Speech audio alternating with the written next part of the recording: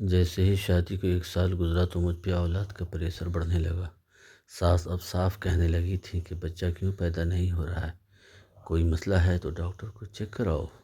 ساس اور نندو نے مل کر میرے شوہر پہ بھی پریشر بڑھانا شروع کر دیا کہ بھابھی میں کوئی مسئلہ ہے تو اسے جلدی سے کسی ڈاکٹر کو چیک کرواؤ۔ میرے شوہر مجبوراً مجھے ڈاکٹر پاس لے گئے تو انہوں نے کہا کہ آپ دونوں کو ہی اپنا چیک اپ کروانا پڑے گا تاکہ صورتحال کو فیکٹس اینڈ قدرت کے حساب سے پوری طرح جانچا اور پرکھا جا سکے۔ ہم دونوں کی رپورٹس اوکے تھی۔ ڈاکٹر نے کہا کہ آپ دونوں میں ویسے تو کوئی مسئلہ نہیں ہے، بس میڈیکلی لحاظ سے آپ دونوں کے خون کے ملاپ کا ایشو ہے۔ وہ جیسے ہی میچ کر گیا آپ دونوں ماں باپ بن جائیں گے۔ ڈاکٹر نے اور بھی بہت کچھ بتایا اور ہدایات دی، مگر مجھے کوئی بات سمجھ نہیں آئی، لیکن میں نے اوں ہاں کر دی۔ ہم دونوں گھر آ گئے۔ میرے شوہر نے گھر والوں کو تفصیل سے آگاہ کیا۔ انہیں یہ امید تو ہوئی کہ مجھ میں کوئی مسئلہ نہیں ہے، بس اللہ کی طرف سے کچھ دیر ہے۔ مگر جیسے ہی چند مہینے مزید گزرے تو گھر والوں کو بچے کا دورہ پھر پڑ گیا اور اب کی بار وہ طنز اور طعنوں کے تیر بھی چلانے لگے تھے۔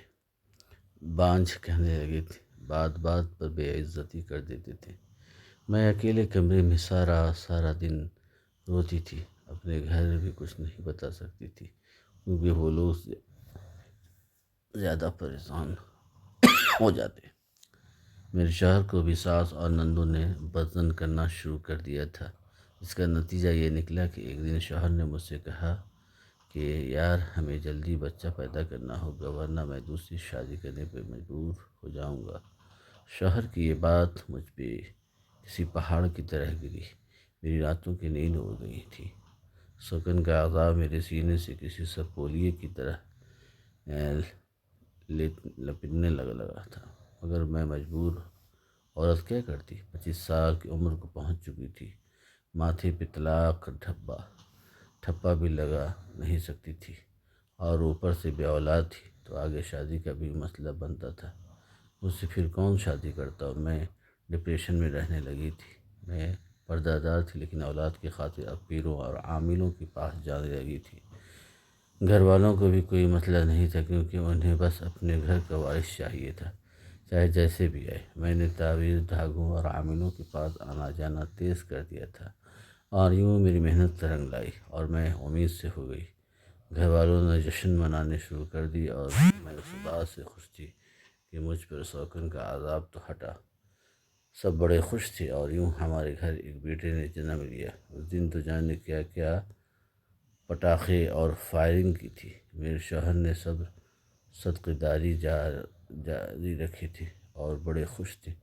بچہ آہستہ آہستہ بڑا ہونے لگا لیکن گھر کی لاڈ پیار نے اس کی تربیت کو بگاڑنا شروع کر دیا تھا۔ وہ بدتمیز بن رہا تھا۔ میرے لاکھ کہنے کے باوجود میرے شوہر اور گھر والے میری ایک نہیں سنتے تھے اور میرے بیٹے کی ہر جائز اور ناجائز ضد پوری کرتے رہتے تھے۔ وہ جیسے ٹین ایج کی طرف قدم بڑھا رہا تو اس کی عادتیں اور حرکتیں سب لفنگی اور بدمعاشوں والی ہو گئی تھیں۔ اس نے پڑھائی بھی چھوڑ دی تھی۔ پھر بعد میں پتہ چلا کہ وہ جوا بھی کھیلتا ہے، جس کے اثرات جائیداد پر بھی پڑنے لگے تھے۔ اب گھر والوں کو بھی تشویش ہونے لگی تھی، لیکن ایک سچ بتاؤں اس میں کسی کی بھی کوئی غلطی نہیں تھی، سارا قصور میرا اپنا تھا کیونکہ وہ بچہ حرام کا تھا۔ حلال کا ہوتا تو اچھے کردار کا مالک ہوتا۔ چونکہ میں سارا سچ بتاتی ہوں، گھر والوں کے پریشر کی وجہ سے میں بہت زیادہ ڈپریشن میں رہنے لگی تھی۔ طلاق، شوکن، گھر والوں کی پریشانی اور مستقبل کی فکر نے میری سوچوں کو اپنے قابو میں کر لیا تھا۔ میں اس قدر اذیت میں چلی گئی تھی کہ مجھے گناہ ثواب کی فکر سے زیادہ اپنی زندگی کی فکر کھانے لگی تھی۔ بالآخر میں نے فیصلہ کیا اور یوں ایک عامل کے ساتھ ناجائز تعلقات قائم کر لیے۔ ویسے تو سب عامل اچھے سے پیش آتے تھے مگر ایک عامل باتوں باتوں میں جتا دیتا تھا کہ مجھے گارنٹی سے ماں بنا دے گا، بس اسے ایک موقع چاہیے، میری من کی مراد پوری ہو جائے گی۔ اور یوں ایک دن میں نے اسے اپنا آپ سونپ دیا تھا۔ میں کہ جو ایک پردہ دار اور نیک شریف لڑکی تھی، اولاد کی وجہ سے میں گناہ کرنے پر مجبور ہو گئی، اور پھر واقعی میں اس عامل نے میری جھولی میں خوشیاں ڈال دیں، لیکن حرام کی خوشیاں دیر پا نہیں ہوتی۔